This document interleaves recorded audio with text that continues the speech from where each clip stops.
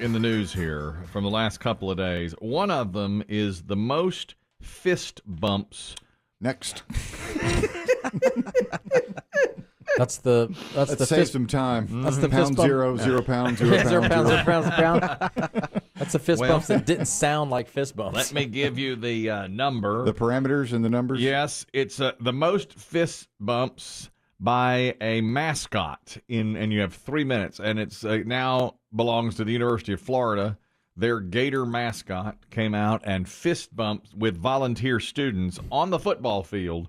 In 3 minutes, they got 340 fist bumps. With his claw? Mm-hmm, with his. Well, can you fist bump on either hand? Yeah, I think so. And 340. So the Gator just stands there and the people run past him? That's correct. And so they had a bunch of volunteers. They were talking about the Gator did not speak on this. The mascots never speak. No, you can't. That's right. But some of the volunteers spoke about it and said it was just beyond the greatest thing they've ever done because there was a sad.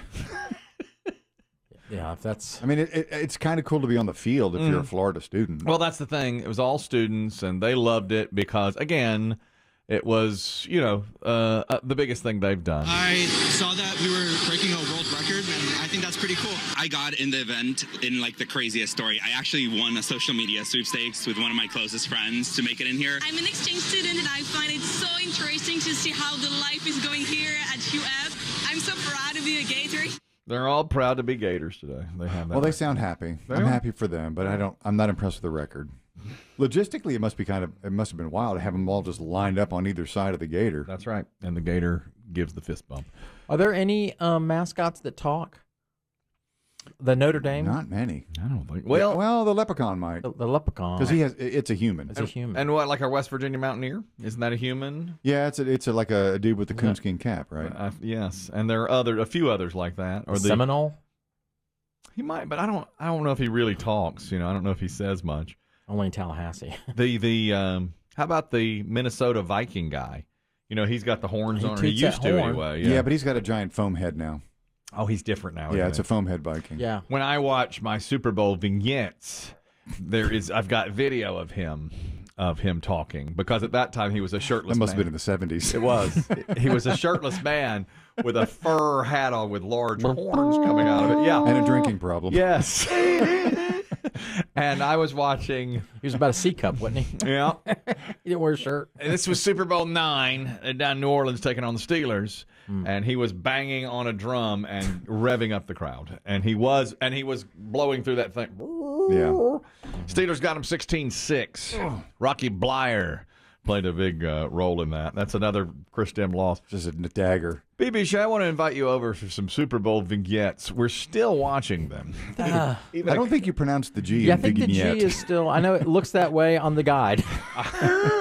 Vignettes. It's not a dressing on salad. It's not a vinaigrette. I've heard it both ways. I haven't. Except for in here.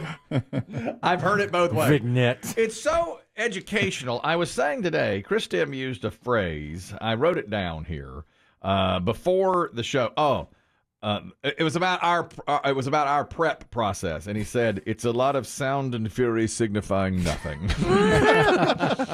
And I did say that. He did. He said all we're doing Sound here. and fury signifying nothing. And I said, my God, that's a line from a Super Bowl vignette that I just watched. It was Washington Buffalo, Super Bowl 26, and the voiceover guy, like before the game, everybody was cheering, and there were a lot of chants, and the players were like, ain't gonna be no tomorrow, both sides. And the voiceover guy said, before Super Bowl 26, there was a lot of noise. Sound and fury signifying nothing. Wow. And then they got to the game, and I thought, oh, man. Field goals. Educational. At first I thought it Educational. was Faulkner because, of course, he wrote The Sound and the Fury. Of course he did. But upon further review, it's old Bill Shakespeare himself from Macbeth. Guy wrote everything. Guy wrote so Everything. much. That's a Shakespeare, The Sound and Fury. And then I said to Chris, I was getting him confused, and I said, is that from Hound of the Baskervilles? And he said, no. No, that's Sherlock Holmes. That's Sherlock Holmes. And when I was watching a different vignette, it was 49ers Dolphins in Super Bowl 19, played in Northern California. After halftime, there was a bunch of fog. Oh, the pyro? Mm-hmm. A bunch of pyro, and it mixed. I remember that. And you couldn't see. And the voiceover man said, like a scene from Hound of the Baskervilles. Ooh, Dan Marino came out at halftime. Man, Writing. That's good stuff. Let's go next to this So record. that's one world record. That's one Not world impressed with record. the record. Next. We have another. It was set by a guy named Jeff Wright, who said, I didn't even set out to set this record, but he has. He has visited Disneyland for 2,995 consecutive days. 2,995. Break it down in years, please. Okay, 365 days in a year. I got a 10 machine years? here. 70, 11 I'm going to years? say, no, it's going to be fewer because 3,650. So I'm going to say 8 years. 7 or 8 years, right? Okay. And that's how many days in a row he's gone to Disneyland. And they finally told him, you're going to set a record here. Cool. He said, what? To his face. Really? When he leaves, what do you think they say? Jesus. That nut was back again. Saved 2,900 for this guy. You know, this is going to probably end up in even Guinness World Records, and that wasn't even something when this first started that was planned. I come in the evening, as long as you're in the gate before closing, you're good to go. It brings back reflection along with looking to the future, and kind of like what Walt had planned out. That's how Walt. Wow. Yeah. Mm-hmm. Well, he does seem to be getting something out of it. How old is this man? He's in his 60s. He's 66. And he comes after work. He's still working. And he comes in and he likes to walk around the park, even at night. You heard him say there. And how much money is it? It's no money. That he To spent? go? Oh, I don't know. I mean, he's not getting free, is he? No.